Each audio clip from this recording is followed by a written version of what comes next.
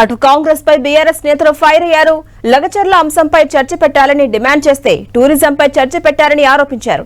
శాసన మండలిలో ప్రభుత్వ తీరు నిరసిస్తూ ప్లకార్డులు ప్రదర్శించారు. వెంటనే లగచర్ల ఘటనలో అరెస్టైన రైతులను విడుదల చేయాలని డిమాండ్ చేశారు. రైతులను విడుదల చేసేదాకా తమ పోరాటం కొనసాగుతుందని స్పష్టం చేశారు.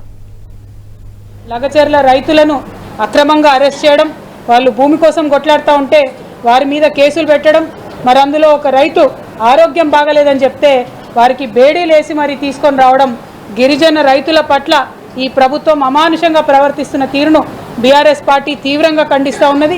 బీఆర్ఎస్ పార్టీ తరఫున మరి మొత్తం అంశం మీద చర్చించాలని చెప్పి ఎన్నిసార్లు డిమాండ్ చేసినా ప్రభుత్వం వినకపోవడం శోచనీయం. మళ్ళీ డిమాండ్ చేస్తాం. ఈరోజు మా లీడర్ ఆఫ్ ఆపోజిషన్ గారు మసూనాచారి గారు అందరం కూడా మరి ఇష్యూను మళ్ళీ ఈరోజు రేపు కూడా డిమాండ్ చేస్తూనే ఉంటాం. రైతుల పక్షాన నిలబడతామని చెప్పి ప్రజలందరికీ తెలియజేస్తా ఉన్నాం. ఆసుపత్రికి అంబులెన్స్లో తీసుకుపోవాల్సిన రైతును బేడీలేసి తీసుకుపోతున్నారు. ఇది దుర్మార్గమైన పరిపాలన. ఆ రైతుల గురించి మేము మాట్లాడాల్సిన అవసరం ఉంది అని చెప్పి మేము శాసనసభలో స్పీకర్ గారిని అడిగితే నిన్న సమయం ఇవ్వలేదు, ఇవాళ సమయం ఇవ్వలేదు. రైతుల సమస్య కంటే వీరికి టూరిజం సమస్య మీద ఎక్కువ మక్కువ ఉంది. ఎందుకంటే ఈ ప్రభుత్వం వచ్చిన కాంచి టూర్లే తప్ప ఇంకొకటి ఏం చేయలేదు.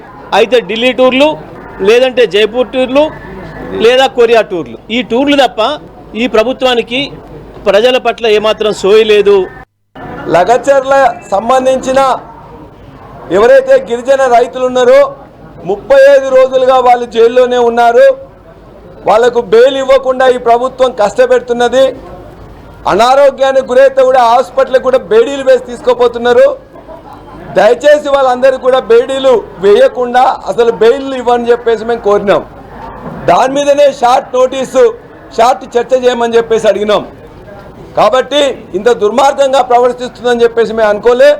ఇవాళ వారికి మద్దతుగా నిన్న కూడా అడ్జర్న్మెంట్ మోషన్ ఇచ్చినాం, ఇవాళ కూడా మరో రూపంలో అడ్జర్న్మెంట్ మోషన్ ఇచ్చినాం.